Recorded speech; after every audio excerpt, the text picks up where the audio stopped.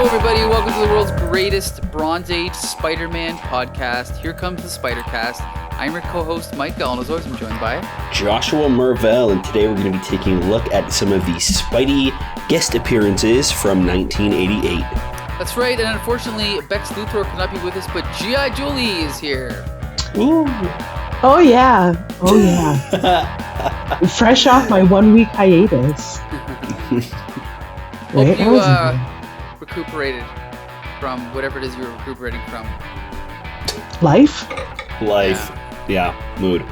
Mm-hmm. So today we're actually going to be getting things started with The Incredible Hulk number 349, which is a continuation from the web of that we were talking about last episode. So I'm just going to start doing a quick recap of that, and we'll talk about that one first. Sure. So we saw last issue there was like a weird gang war going on between these like weird military punk dudes, and essentially it's like they're killing each other, and whoever is the winner at the end wins the competition. And this is all taking place in Vegas while Peter Parker is there on his book tour as both Spider-Man and Peter Parker, like selling the photos of Spider-Man from the Daily Bugle. So we also learned that the Hulk is here, and he's renamed himself Mr. Fix-It. And that's kind of like where we leave off last issue, is we get this surprise reveal that this guy in the shadows is the Hulk.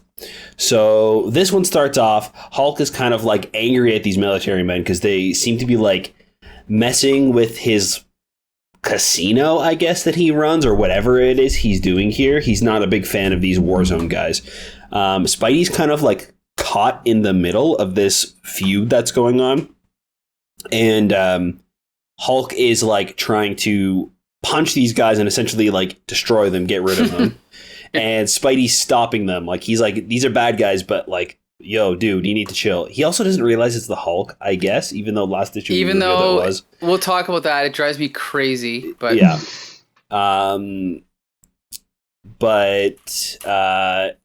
So the Warzone guys, they run away and they continue fighting each other. Spider-Man throws a couple of spider trackers on them as they kind of make their getaway, and the Hulk is left there fighting Spider-Man, and that's kind of what those two do for the rest of the issue almost. It's those two kind of like duking it out and fighting. So that happens for quite a while. They end up in like a parking garage, which like Hulk lures Spider-Man into because it's easier for him to fight there. There's some kind of like fun things that they're doing, but we cut over to the Warzone Gang. Now, there's 4 of them, I believe. There's Alpha, Bravo, Charlie, Delta. Alpha, I believe, has a ponytail. Charlie is the woman. Bravo is the guy with like the military like flat top buzz cut looking thing. And Delta is the one with the mohawk. Honestly, I don't really know any of them. They're not really memorable besides Charlie, because she kind of has some interactions with both Spider-Man and the Hulk. The other 3, honestly, don't matter. Like, right.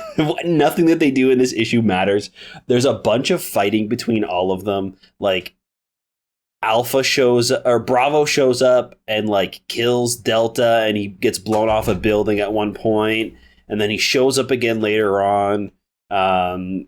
We also kind of get this like weird,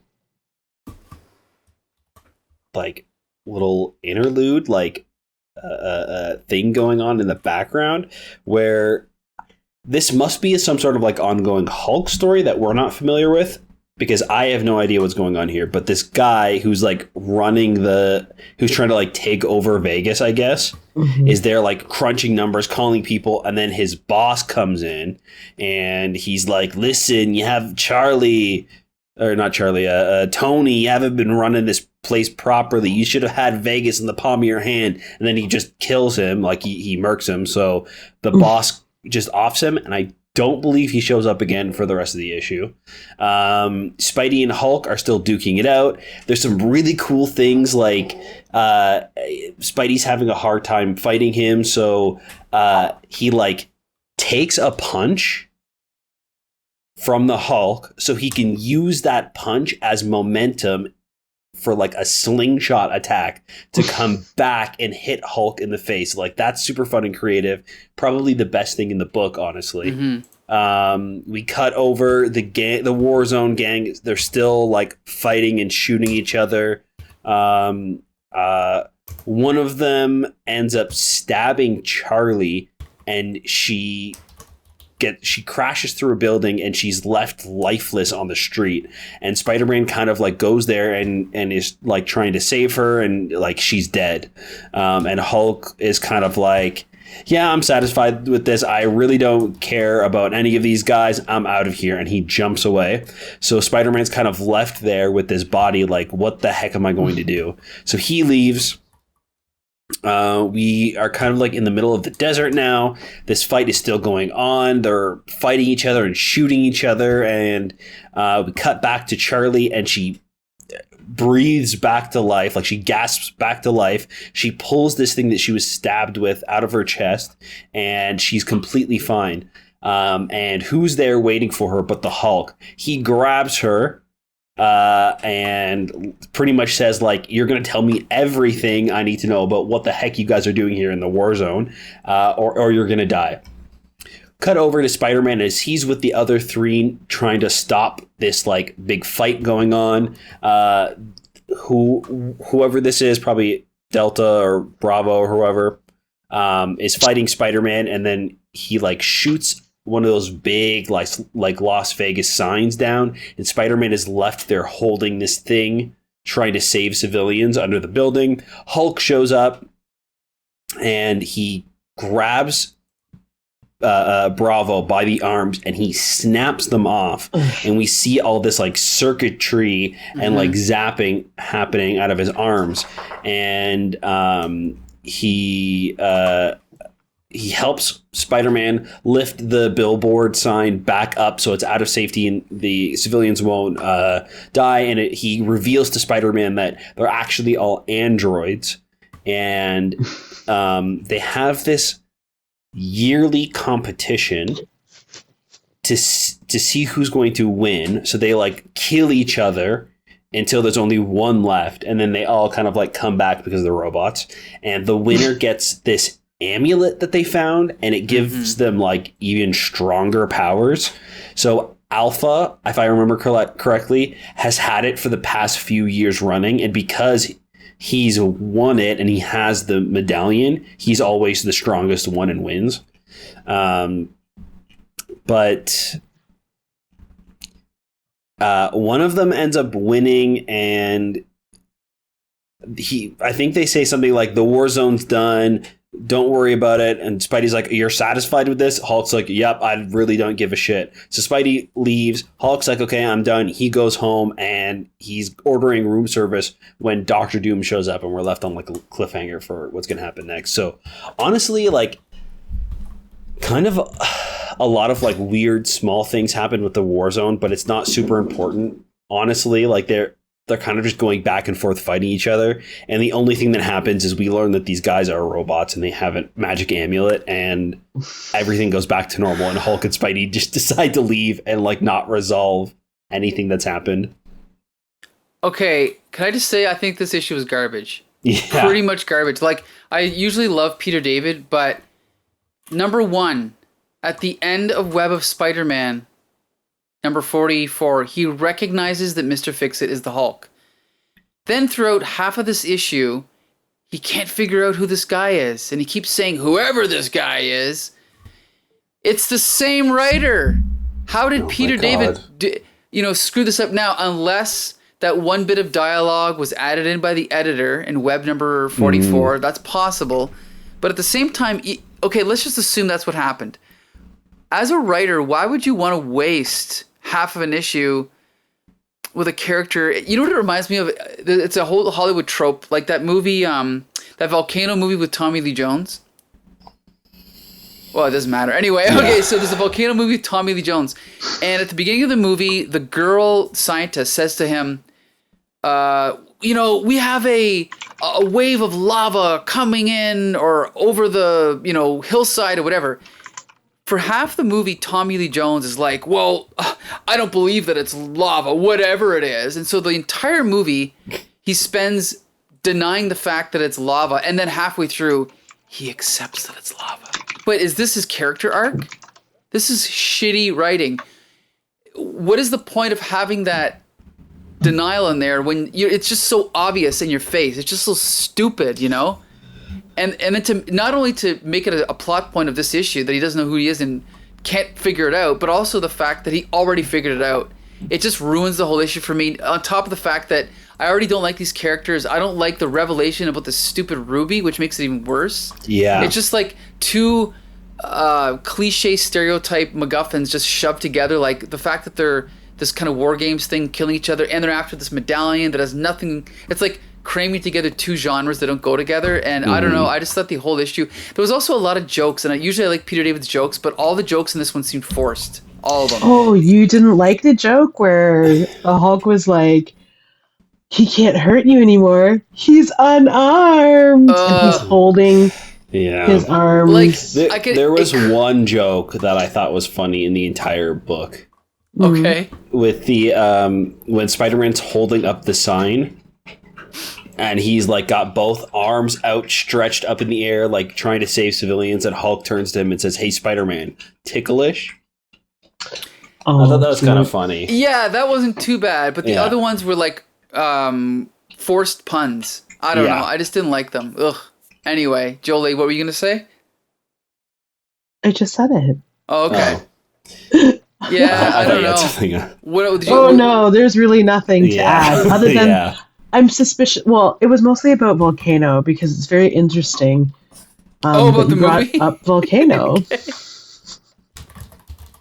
No, that's all I had. Oh. Tommy Lee Jones, Anne Heche, Don Cheadle. All I want to say is that movie made $122 million in 1997.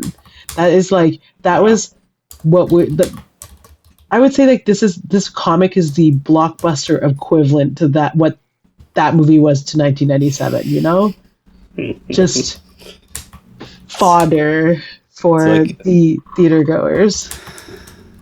Well, anyway, on top of everything else I've said, I also thought the art of this issue was garbage. Now, just so you guys know, here's the thing. Jeff Purves, actually, the artist that drew Hulk right before Jeff Purves was Todd McFarlane, okay? So that kind of made him a star, and then going to Spider-Man made him a superstar. So I don't expect you to be able to follow Todd McFarlane.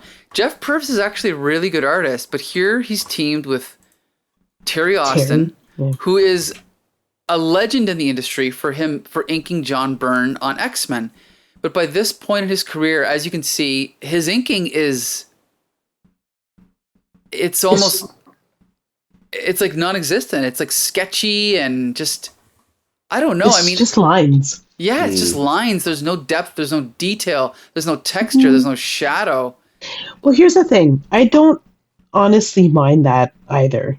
I don't like whatever. There isn't any texture, but it doesn't distract from the art. It's pretty true to the art, and I actually kind of like this.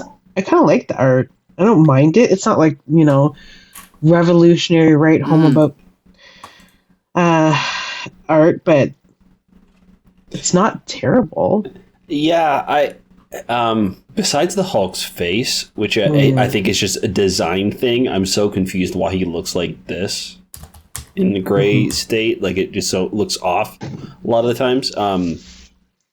But it's consistent throughout, really. So it's just, I think it's a design thing. I don't like. I definitely noticed that there was like no depth or shading or anything like that. But the art itself is really good, and the fact that it's kind of flat makes it more like poppy, which kind of fits for like a Las Vegas like shoot 'em up like goofy story. So I think I think the art's fine. It's definitely not my favorite, but I think the style kind of works for the story. Yeah, I agree with Josh. And Here's also, the thing. Oh, go ahead. I was gonna say there's something about Charlie's costume that is kind of suspicious, and I suspect that their costume was just a vest with a lace front, and that the red coloring was added as a shirt. Like, I don't think that there was ever a red shirt in that situation. I think it was like their exposed breasts, you know, and that was I the can style. see that for sure. Yeah, because it just the coloring seems really stark, and Right. no bralette or bandeau top is ever going to fall like that on someone's chest with the outline of their breasts. So it's kind of like, I feel like that was like a Comics Code edition, you know? Mm-hmm. Actually, now that you say that, if you go to the first page, you can see that she doesn't have the red shirt on. You can see like side boob. Yep. Cool. Okay, hold the phone. Hold on. I have to Yeah. check this out just a second here. You can see her bare. Oh, yes, you can. Yeah. Interesting. Yeah. So you're totally right, Jolie. Yeah. They definitely added that in as a comic code thing, yeah. Wow. They need to recolor that and give her her proper nose shirt. So here, let me just revise what I said. There's one thing about this art that I will appreciate. There was this era of art in the late 80s. This is one sample. There's another one, and that's Marshall Rogers, who I don't know if we've come across on this podcast, but he has a somewhat similar kind of style. And he did Silver Surfer with Steve Englehart, and I believe Terry Austin also inked him. And it has a very similar vibe. It almost I appreciate the fact that it's cartoony and artificial looking and flat, and it does have a charm to it. It's just that I don't know. It's almost like a byproduct, and I don't know if it's intentional, but it's a byproduct of the, in my opinion, poor inking. It's almost like when you're watching an 80s cartoon and there's all these good episodes, and then there's that one or two episodes that are terrible. You still appreciate them because of their charm, you know? Yeah. Yeah, I agree. It's definitely not my favorite art, and I it's glaringly obvious that there's no texturing and shading besides the shading that was there in the pencils, right? Right. Like the obvious right. like few times with their shading. But yeah, again, it's like, I think for this one, because of the story, it kind of makes it more of like a minor issue. And it kind of works, even if it's a little lazy and feels unfinished. The story feels very unfinished. Yeah. Like, why did they have to give them a magic amulet? That's like, what They gave robots an amulet to fight over. That seems weird. Yeah, I kind of like the idea of like robots in the middle of the desert that are just programmed to constantly fight each other, and it's a competition. That is super fun. Like some weird scientist somewhere created robots for like a war, and their whole goal was to like win this war and to always be best and bettering themselves. So it's like, yeah, every year or whatever, they're constantly fighting each other to get better and better and better to see who's going to come on top. And because the scientist is no longer around, they're kind of stuck in this cycle of constantly fighting each other, dying, rebooting, and coming back and doing it all over again. That's super fun. And it kind of fits in this weird Hulk story where he's like a kingpin in Las Vegas. Spidey's on vacation. Like, this story could have been like one of those weird one-off goofy fun stories. But it just, I don't know. None of it really makes sense. I think we focus too much on these Warzone characters that all look the same and act the same, and there's nothing differentiating them, and they're all fighting each other, and we're not really getting a story behind it. We're just kind of getting guns getting shot. Well, it could have been like a Westworld thing, almost, right? Yeah. You've seen Westworld, right? Yeah. And it's almost like if you take this kind of B movie idea, you could have done something interesting. But it's almost like when you have a vampire story, and then you reveal there's also werewolves. It's like, oh, There's do you- always also Yeah, werewolves, right. though. It's when you introduce the Fae. I'm looking at you, True Blood. The Fae, and then additional, like, trolls. Well, it just or- kind of gets too much. Or it's like, okay, I can accept vampires and werewolves, but it's like, oh, there's also creatures from the Black Lagoon, 20 of them, you know? Like, how far are you going to go with these tropes? I don't know. Witches. Oh, great. Witches. Hey, don't get me wrong, DC has creature commandos. Have you ever heard of creature commandos? Google it. A platoon of soldiers made up of Dracula, Frankenstein, Listen, the Mummy, and the Wolfman, I think. I'm yeah. still not over the failure of the Dark Universe, okay? Yeah. Let's not talk Okay. about that. On that note, we should wrap up this review. Yeah. Okay, this was a bad issue of the Hulk, so I'm not gonna say don't read it, but if you're gonna read an issue of the Hulk, do not start here. Like, start if you might as well go to 330, which is Peter David's first issue, and I believe McFarlane started right after that. So the Peter David Todd McFarlane Hulk run is a classic. And unfortunately, this is a bad example of Peter David's Hulk run. So I think he really shit the bed on this one. Josh, what do you think? Yeah, it's kind of a stinker. It feels like a waste of a Spider-Man appearance. Right. For him to just kind of like fight the Hulk and then be like, whatever, and then leave at the end. Like, there's no resolution to any story that's happening. Like, nothing happens in this. Yep. A bunch of people fight each other, and then they go, oh, we have a magic amulet, and they're like, okay, and they go their separate ways. Like, that's what happens in this story. So yeah, it's a bit of a letdown. I wouldn't recommend it. One more thing, the fact that the very next issue is also a crossover, and it's with Fantastic Four, makes it even worse, because to me it shows how desperate they were to get new readers by these cheap crossovers. But anyway, G.I. Jolie, what do you think of this one? It's like sort of like a failure to launch idea. There's really great bones of a maybe story. I recommend it to anyone who would like to see Grey Hulk in a maroon gangster suit. But just Google that. So, like, there's I'm so disappointed that, like, we had robots and a magic amulet subplot, and this is the story that came out of that. Okay. Yeah. Like, we could tell this story better and more in a more interesting way in a recant, like in us telling it on this podcast or retelling it to just like strangers in a bar than they were, than they were even able to execute it in a freaking comic. So, Right. Sorry. Okay. Sorry, Pete. Okay, so we're gonna jump now. Okay, this comic came out 34 years ago. I somehow have never ever read this. We're gonna review Damage Control #1, and Josh and I are gonna team up. Josh, I can do the first half if you want. Sure, yeah. Okay, cool. So, for anyone that doesn't know, the premise of this comic, as you can see by the cover, is we've got Spider-Man and Thor kind of leaving the scene of a big superhero battle that they've had in a city, and we see a giant robot foot, kind of like who's a robot that's been tipped over or knocked over. Thor's flying away. Spider-Man's walking towards the reader, and then Spider-Man says to these three people, "It's all yours, guys." And then the woman says, "Thanks a lot." And we see a businessman in a suit with his arms crossed, and we see like a construction guy holding like a whatever that's called, wrench thing.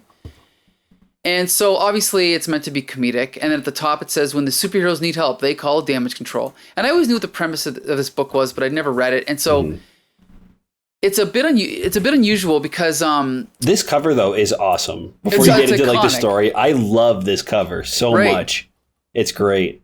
Well, yeah, to take a page from Flea Market Fantasy, I'll talk about the creators very quickly. Dwayne Mcduffie, he's one of the people that wrote the Justice League cartoon in the late 90s, 2000s. Okay. He also is one of the co-founders of Milestone Media. And yeah, he's just kind of a veteran of the industry. Unfortunately, he died, I'm not sure when, about 10 years ago or so, but he's a critically acclaimed writer. Yeah. This artist, what's that? Nothing. I'm just saying, yes, he died about 10 years ago. Yeah. He was from Detroit. Oh, cool. Yeah. And then the artist here is Ernie Cullen, who Jolie and I have come across in from Gem, Princess, or not Gem, Amethyst, Princess of Gemworld. Mhm. And he's a very, like, when I would say his art reminds me most of something like Mad Magazine, where each panel is a complete little story into itself. Like each panel has enough in it that it tells its own little mini story, like with the body language and the little details he puts in. He's more of a light, sort of funny artist, but that doesn't, I'm not taking away from how good he is. I think he's actually a really good artist. Sometimes, like on your first glance, you might think his art is kind of over exaggerated or kind of ugly, but once you get used to it, I think he's actually really good. So anyway, so we open up the story with a battle between the Avengers with Spider-Man and this giant robot that I think is meant to be a satire of Transformers. It's a giant robot that can change its shape and also change its mass. And it's fighting Spider-Man, Black Knight, Thor, and She-Hulk in the middle of New York City. And eventually the robot gets defeated, but Spider-Man is trapped inside the mouth of this robot because this robot's changing shape. And one of the things it does is it kind of looks like it has like a little dragon's head. And Spider-Man swings inside and he's trying to find the control room so that he can shut it down. And he does shut it down, but then he gets trapped inside, right? Mm-hmm. Then we cut over to this guy who is on his way to work. And we kind of cut over and we see this wide shot of this big like building that's been knocked over in this battle. And he's trying to get to work, it looks like, or he's trying to get through traffic, but he can't because of all this damage caused by this superhero battle. And so he finally he makes his way, and he's kind of like thinking as he goes along, he makes his way to his first day of work, and he walks in the building, and we see this big sign that says damage control. And there's kind of a running gag where he walks by this secretary who's on the phone just gossiping, right? Mm. And so she's not really much help for him. And she's like, "May I help you?" And she eventually lets him into this office. And then he goes in. And the first person he comes across is Thunderball from the Wrecking Crew, who we know from the various Spider-Man crossovers or guest appearances that he made a couple years ago. And so right away you're thinking, okay, what is this supervillain doing sitting in this office? So Thunderball tells this story about how he was robbing a bank and he threw his wrecking ball through the wall and smashed through the wall. And so then the guy's like, "Oh, I get it. You want us to fix up the building you smashed." He's like, "Not exactly. What he's actually there for is he's there to search through the lost and found because he wants to find his wrecking ball." So I thought that was so really great. Funny. Yeah, I thought that was so funny. Yeah. And then so then he meets like this woman and they're walking along and then she's showing him around this building, and the first thing she shows him is this thing called Traffic Central, where we keep track of everything that's going on, I guess, in the city. And then he introduces her to this woman named Robin, who I guess is she in charge? I can't remember. She works there, but she was up for his job. So they kind of have like a little back and forth because she wanted this job, but they ended up hiring somebody new for the job. So she does work there and is kind of like in management, but she's not the boss.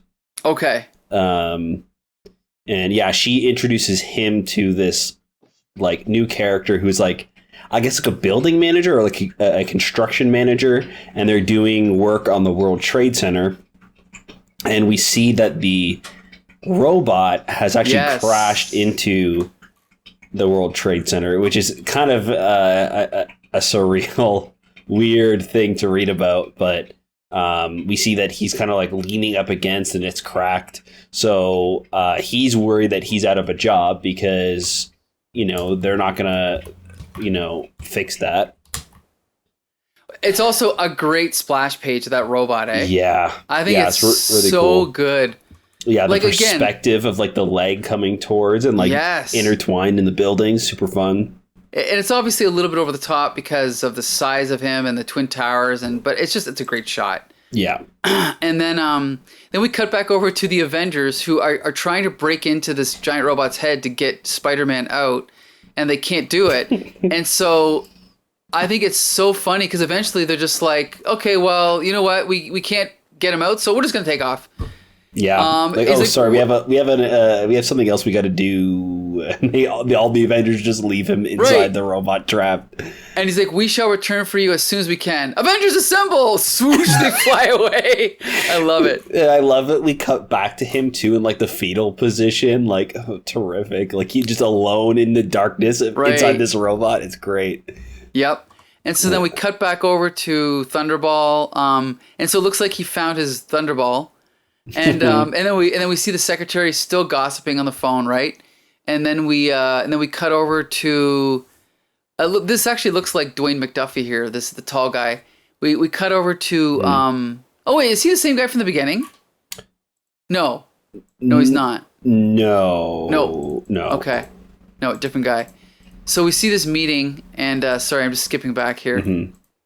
And we kind of like cut over to like them trying to figure out what they're going to do about this giant robot, and we are introduced to this like new character. He's almost like a tinkerer for the good guy team, right? And we see him like using these like big stilts going through like his robot workshop, and they're kind of like talking to him about coming up with a plan to get rid of this gigantic robot that is covering New York City. We cut over to this weird subplot cut in that does not come back in this story, where some construction guys see like an orb in the ground while they're digging, and the one construction worker picks it up and he essentially turns into a Hulk. Yes. And jumps away. And here's the thing. Okay, I haven't read ahead, so I don't know what happens. But I think it's hilarious, and I think that it's so funny that on the next page, the construction guy's like, no, I could use a tech team here, though. One of my men just had an origin. Yeah, that was that's so funny. Great. Right. Their code word for that is origin. I love it. Yeah. Oh, it's so. And here's the thing, though, is if this character comes back and they explain why he's green, fine. But I thought that one improvement they could have made is just make him a different color. Because clearly, when you see him, it's like, oh, it's the Hulk, right? So, but anyway. But we cut over to back over to Spider-Man, and the gang is there. They're trying to like cut into it, trying to save him. Spider-Man is inside trying to possibly like reboot the robot, while this tinkerer guy is like working on putting something inside of the giant robot.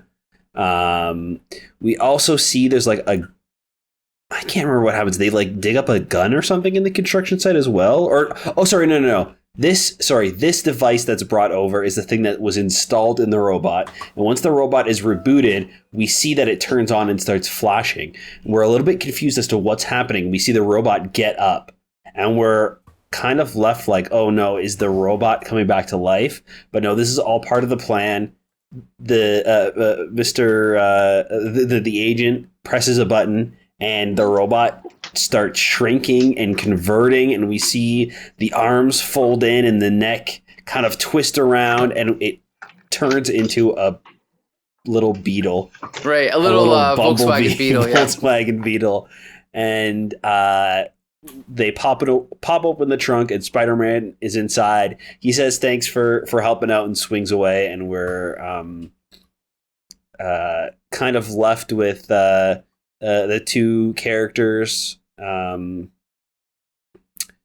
guy and the girl, yeah, they kind of like make amends, and they go out for a drink, and then we see that we kind of have like another World Trade Center.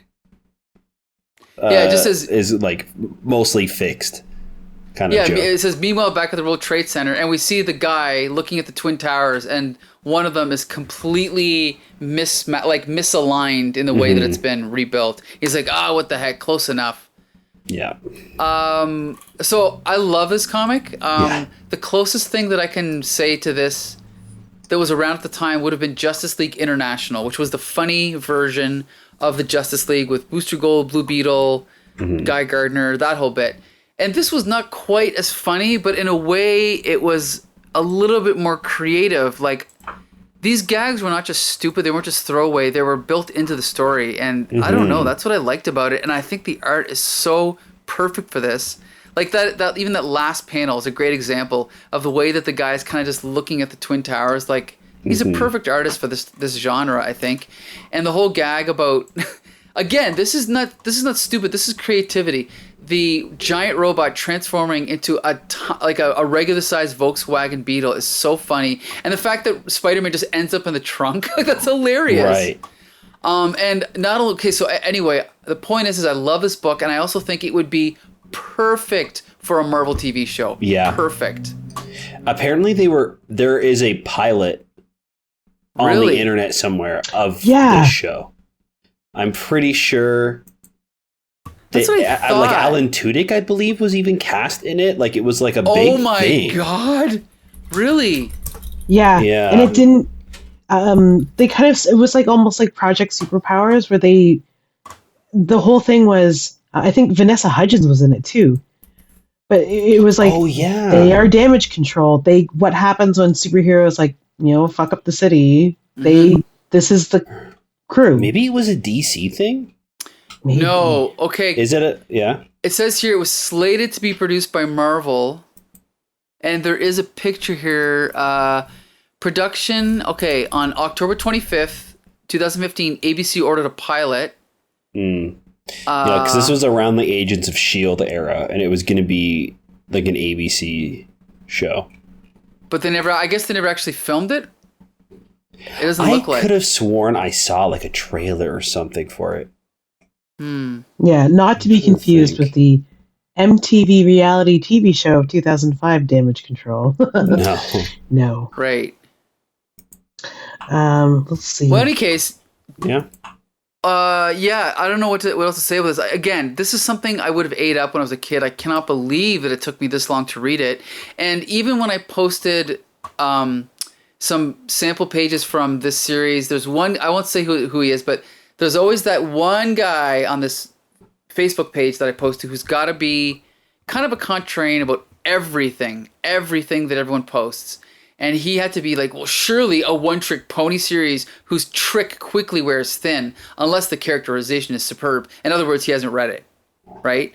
So there's kind of this resistance from a lot of superhero fans to anything that's remotely funny or remotely, I don't know. I think that takes away from the seriousness of superheroes. Like, it's kind of like when I was a teenager and I didn't want to talk about the Adam West Batman. I want to talk about the Michael Keaton Batman because Michael Keaton Batman's cool and the Adam West Batman was embarrassing. Now I realize the Adam West Batman's brilliant. But anyway. So I'm sorry, Powerless. Yes, that's it. Yes. Was the TV show, and it was a DC. Okay. Universe thing. That was with Alan Tudyk and Vanessa Hudgens. And that might also be one of the reasons why they didn't make Damage Control. Because it was developed and created around the same time. Yeah. Adam West was actually in it too. Mm-hmm. What? Yep. Yeah, I think they even had like a Starro episode. Ron Funches. Yeah. I gotta go back and watch this show. Danny Pudi. Yeah, I'm curious. So, G.I. Jill, you haven't told us what you thought of this comic book. What'd you think of it? Well, after rereading it during your retelling, I realized what I was reading. It reminds me, I liked it a lot. Like a lot. Well, not like tons, but I didn't hate it, and that's new. Okay. Those are new vibes. Because the vibe is always, this is junk. But this was like fun. That's why you're on the show. Right? Yeah. Move over, Becca. There's a new garbage queen. No. I can't take her place. There's just a sincerity that's lacking.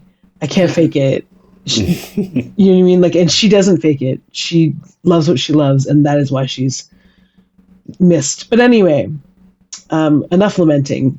It reminds me of sort of like of Marvel's, where like you see superheroes from another perspective, but you're not like looking, you're not seeing Spider-Man crawl up a building, It's like Gotham GCPD, where you just are seeing the service workers around superheroes, which is kind of fun.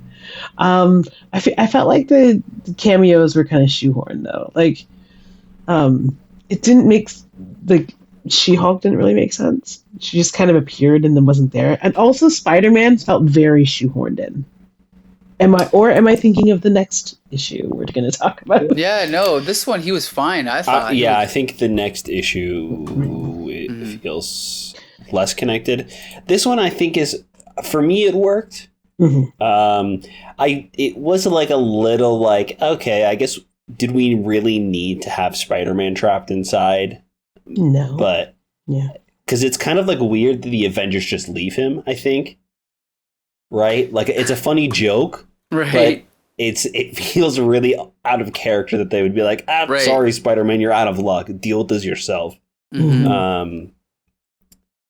But I think, yeah, and at this time, She-Hulk is part of the Avengers. Mhm. So, like, yeah, I think the cameos are fine. It's a weird moment to have Spidey stuck in there, but I don't know. yeah. This Well- is what it is. Oh, go ahead, Jolie. I said it is what it is. Yeah.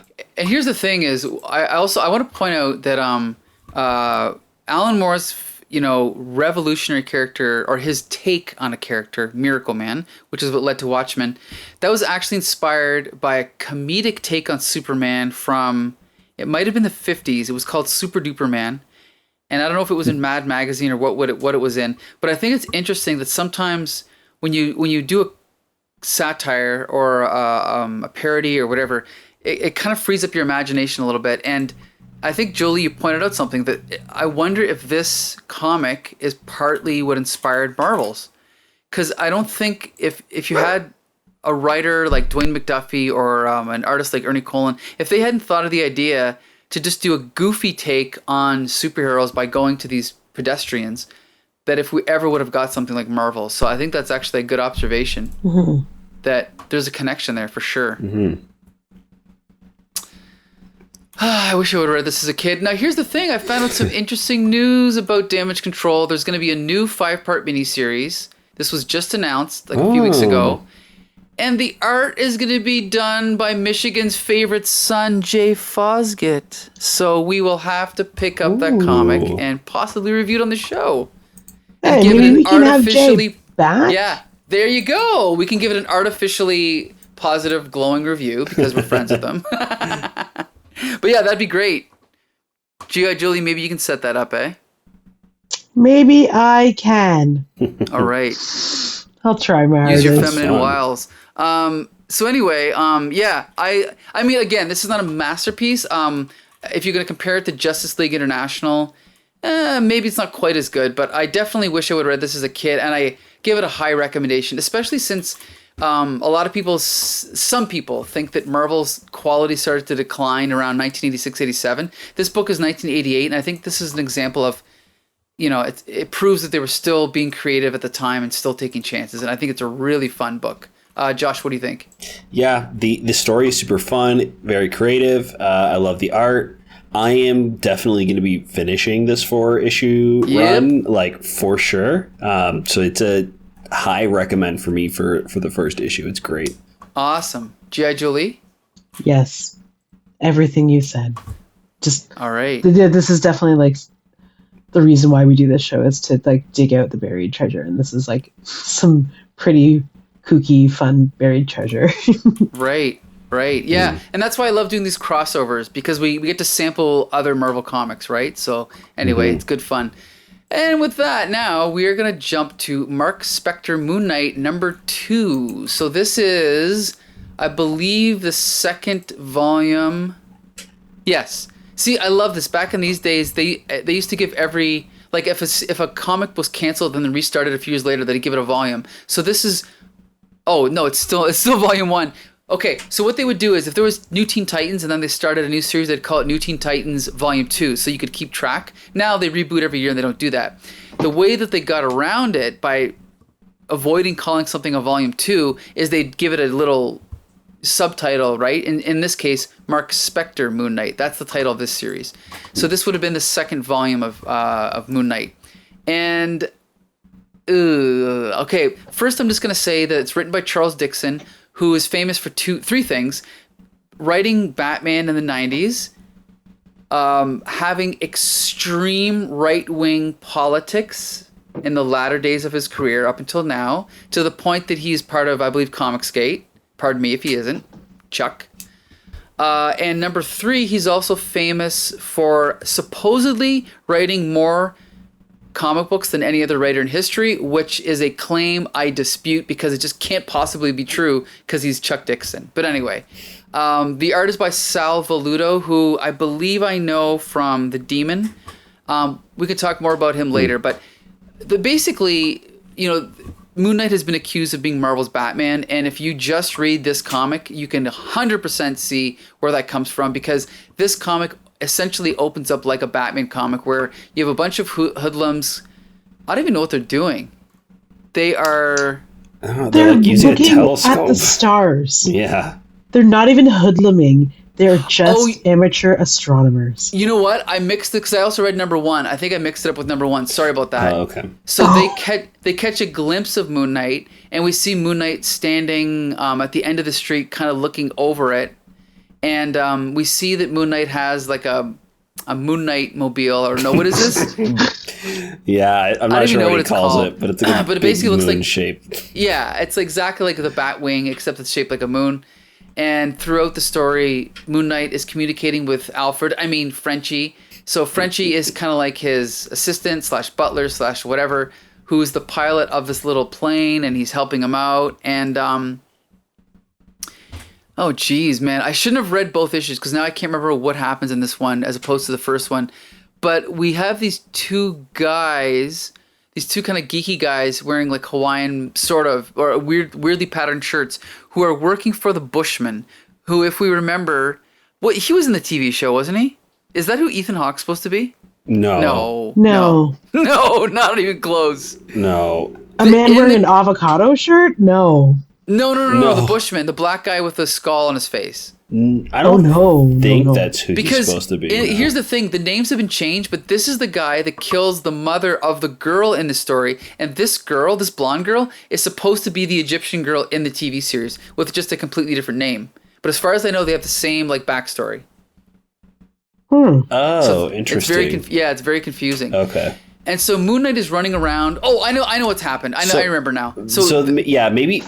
Oh, sorry. I was going to say, because Bushman has captured his girlfriend. That's what it is. Okay. Because they probably changed, if they wanted to use this character, they probably changed the origin for the MCU. Because this seems like a very unflattering stereotype today. And like a not very usable PC character. Right. I mean, it's like a stereotypical like voodoo witch doctor. 100%. So you're right. They probably changed all that. We'll have to look of a into French that. general. Yeah. Right. Which is weird in itself. And so in the middle of like New York City, the Bushman sends his Bushmen to attack Moon Knight with like bows and arrows, like on these rooftops. And he takes them out with like these, again, instead of batarangs, he has like moonerangs or whatever they are. and they're like, like when they hit the ground, there's all this gas that comes out, and he's jumping around on his little, he's got like his little, like a little billy club thing he's using to slide along electrical wires. Mm. And okay, in the worst Spider-Man cameo in Marvel history, Spider-Man just happens to be swinging by. He's talking out loud as if it's narration and describing about, oh, that's not something you see every day. And then he sees Moon Knight and he's talking about it. And then we see that he's taking pictures with his camera. But then he says out loud, Moon Knight, huh? I thought he was in California. Well, off to the dark room, and thanks for the help for the rent, Mooney. And that's it. And he actually says, where does he say that he doesn't need to help him? There's actually a point where he says he's not going to jump in. Yeah, might as well take some pictures to sell to the paper. This guy sure doesn't need my help. Right. Say cheese, everybody. So this is shit, okay? This cameo is shit. The fact that they put Spider-Man on the cover to trick people into buying it and to trick the Spider friends into reading it It's very dude. right.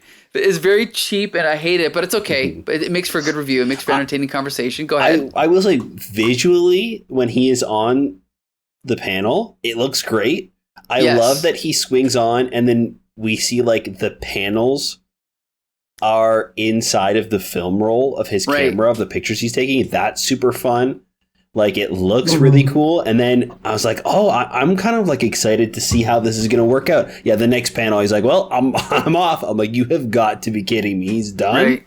Yeah, it was a little bit of a letdown because I thought it was kind of like a cool way to bring him into the story. But he doesn't participate in the story. Yeah. No. Yeah, like I don't even know if we should even finish a synopsis of this book because it's just really full of stuff, like literal shit that like does not age well. Well, okay, let's just keep going through, and as soon as something pops out, you can point it out. But we'll just finish it up. So Moon Knight, because he runs into who's this guy here again? I don't even remember. He's just one of the savages, just at the gym. Games. No, the guy that he gasses. Who's the guy that he gasses? The guy in the ball cap? Oh, no, and the guy in the blue suit. He's the guy that's coming to meet Moon Knight, right? To give him information, right? Yeah. And he ends up knocking him out. Mm-hmm.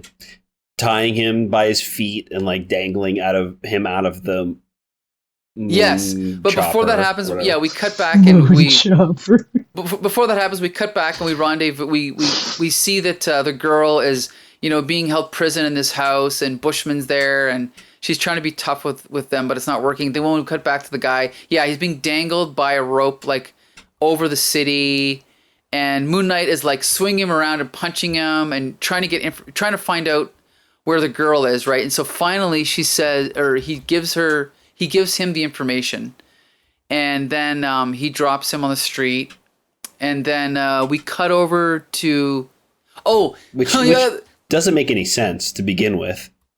Like, this guy, his job is to give Moon Knight the information, correct?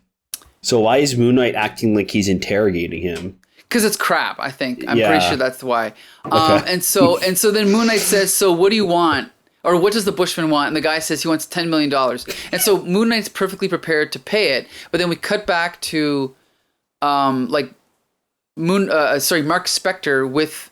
Is he with Frenchie, or who is he with? And he basically finds out he doesn't have $15 million in cash, so he can't pay for it. So then he's like, well, then I'll sell my art. And then he's kind of arguing back and forth. He's getting all pissed off. And then he basically decides, look at this. This is exactly like the Adam West TV show. Remember how Batman had the bust of Shakespeare? And that's what it's like, instead it's a bust of Khonshu, right? I would say King Tut. What's that, Jolie? Some sort of like pharaoh. Yeah. Or it's a pharaoh, yeah. So then we cut over to the place where it's the embassy for whatever. I think it's a fictional country. And Marc Spector is trying to disguise... This is so stupid. He's trying to disguise himself as a, like... Is it a cable repairman? Yeah, some sort of repair guy. Yeah, and of course he easily tricks the guy at the door, right? Like they always do in these types of situations. And then he, punches the guy out, and he sneaks in, and then the two geeks who are watching on the TV see him coming in, and so so then they're pissed off at the guards at the gate. Moon Knight or Marc Spector comes in, knocks out a couple more guys. Then he pulls off his shirt to change into Moon Knight, and then he runs in on the Bushman who's in the middle of his workout. He beats up a few guys and then smashes through a door. Oh, that wasn't actually Bushman. That was one of his guys. Right, and we see Bushman on a TV set. And he's like, well, it appears we've missed one another. And he's like, I have to fly back over to my beloved homeland. But don't worry, I've taken your lady with me. Farewell, Specter. And then we see this final melodramatic shot of Specter on his knees with his head back. Marlene, oh my lord, Marlene. And that's the end. So, before we get canceled, Burundi is a real place. It's a country in Africa where I assume the writer is insinuating the Bushmen come from. And so this guy wrote more comics than anyone in history, apparently. I've never liked his writing, but I could also, I mean, not that I hated his writing, it's just that it never stood out to me. But now that I've finally read a comic and like focused on it, I think the writing here is pretty terrible. Yeah, it's a bummer because I think the idea of this character is super fun. Right. And like him interrogating people to find information about the missing girl. It's like standard comic book stuff. Sure. But somehow just done much worse in this comic. Like it seems such a straightforward superhero story, but it still is like bogged down by trash. Yep. Yeah. Just like stuff that's not informed by any kind of experience. It's like you may claim to have written the most amount of comics in the history of comics, but have you read a geography or sociology book about Africa? Yeah, right. Ugh, maybe not. Like, come on, you can. God. Anyway, I mean, I eat a lot of tacos. I'm not. I don't know where. I don't even know where the analogy or comparison. Well, yeah, you're not going to pretend to be an expert on Mexico, right? Yeah. It's just it's like Josh was saying. It's sad because there are a lot of ideas that are good in the book. But the execution is even worse than the first book that we read. Well, okay. I'm going to segue into the art. I think the art is actually really good. Mm-hmm. It's fantastic. Mm-hmm. Yeah. Like, Velluto, I don't know much about him, but it's clear that he is an accomplished, experienced artist. Like, in every panel, it's clear he understands composition, anatomy. Like, I mean... It's almost just unbelievable how good it is. Like, I don't think there's one panel that's off. Right. And the fact that we've barely really heard of him, I think it's because it's almost like he was too good for the industry, so he ended up doing other things after this. But he also isn't American. Right, so, he's Italian, yeah. True. Every panel, like, when the Bushmen are chasing after Moon Knight on the roof, and like they're all silhouettes, and then like he's jumping over the buildings, and we cut down to Moon Knight like way up, like, you know, like the worm's eye point of view. And the thing is, though, is that it never seems like he's showing off. It's just effortless. It's like every single panel he has a new idea, but it never seems like he's showing off. It's incredible. Yeah. And it's wasted on this. Again, here's the thing about the plot. Velluto could have plotted this whole comic himself just with the art, and we would understand what's going on, and the plot would be okay. But I think it's ruined by some of this really bad dialogue, you know?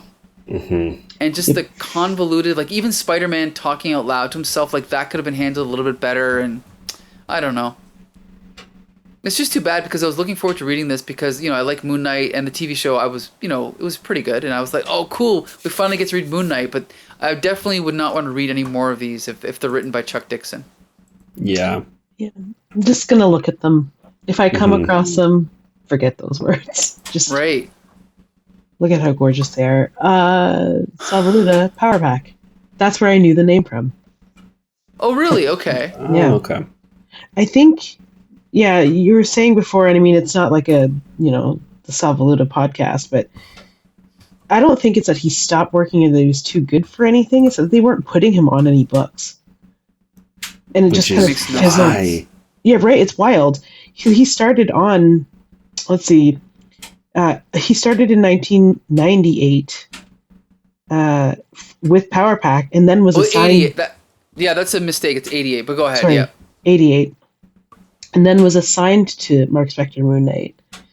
And then he started working for DC, and he stayed there at DC and Acclaim for like 2 decades. And then that was it. So it was just a job. Right. It seems like, which, yeah, that's cool. Illustration is a job. Mm-hmm. It says here that he also worked in trading cards and video game designs, which I can totally see. Yeah. I guess he studied at the Academy of Fine Art. Like, yeah, it makes total sense. Like, he is a professional artist. Yeah. He's great. Yeah, it's fantastic, the work. Like, the scene of him with Moon Knight in the ship, dangling the guy out of the ship and, like, interrogating him is just so good. It's, like, the visuals are simultaneously like stylized and fun, but also have this like weird like hint of reality in it. Like it could 100% happen and I can see it, and it's like it feels very real. Yeah. It's so good. Yeah, I agree. And just to clear any confusion up for anybody, Josh was right. It is called the Mooncopter. Oh, is that what you called it? Mm-hmm. And its name is Angel Wing. Angel Wing. I kind of love that. It's the right amount of ridiculousness that I've signed up for in loving comic books. So yeah, that's great. Yeah. This book, however, not so great. No. Yeah, see, I don't know. This comic, I'm not going to say I hated it because it's inoffensive enough that I could read it. I could continue to read it if I just want to see the art. It's just that it's not really good. It's not good writing. It's just inoffensive enough. Yeah. Like, no book should be described in this way. Yeah, like trust me, I read a lot of comics, and some of the comics I read, they're actually hard to get through. So I won't say that this comic is hard to get through. It's just that it's bad writing. Over the top, cheesy. Emotionally, maybe hard to get through with like some of the stereotypes. Yeah. Yep. Reading wise, like the dialogue is just bad. It's not hard to get through, but it's just like I found myself just stopping and being like, do we really have to read about this character kidnapping a woman? It's just like I don't know. It just feels wrong to read almost. And it's just it doesn't hold up. That character. Now, just so we don't look like complete fools, I'm looking up who Ethan Hawke played in Moon Knight. He played Arthur Harrow. Yeah, well, here's the thing. Me and Harvey Brent did a whole podcast about it. Oh, okay. Yeah. So who is he? Who is Arthur Harrow in the comics then? Is he Bushman or is he just made up? Or well, that's the thing is that we fully confess that we did not read the comics, but we did look this up. He is a character in the comics, and he is not the Bushman. He's from like, it's hard to describe, but he's from like an organization that has a weird acronym like SHIELD, like an off-brand. It's not SHIELD though. But yeah, his whole plot sort of, like the whole cult thing sort of aligns with the comics. So it's okay. For the most part, it's like drawn from the comics. But he's definitely a white doctor, not a Bushman. Okay. Oh, the organization you were trying to think of is Omnium. Yes. Why? Comics.